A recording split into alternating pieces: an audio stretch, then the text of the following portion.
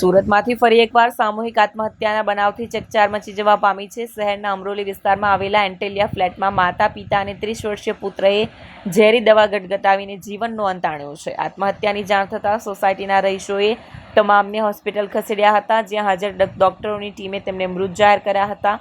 પ્રાથમિક તબક્કે મળતી માહિતી મુજબ આર્થિક સંકળામણના લીધે ભરતભાઈ સંસાગિયા, વનિતા સંસાગિયા અને પુત્ર હર્ષ સંસાગિયાએ આ પગલું ભર્યું હતું।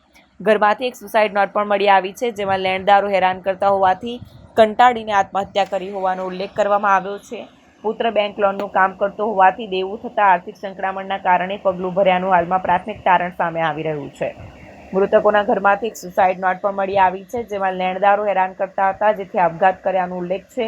આ મામલે અમરોલી પોલીસે વધુ તપાસ શરૂ કરી છે। મારું નામ દિલીપભાઈ છે। આ મારા મામાની દીકરી હતી અને મારા બનેવી હીરાનું વ્યવસાય હતો। એનો છોકરો બી હીરાનું જ કરતો, પણ દિવાળી પછી આ એને તકલીફ થોડીક હીરામાં મંદીને કારણે એકદમ ધંધા સ્ટોપ થઈ ગયા અને મારા બનેવીને દવાખાનું આવ્યું।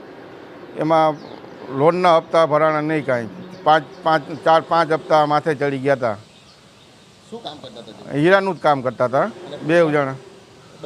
હા, બંને જણ।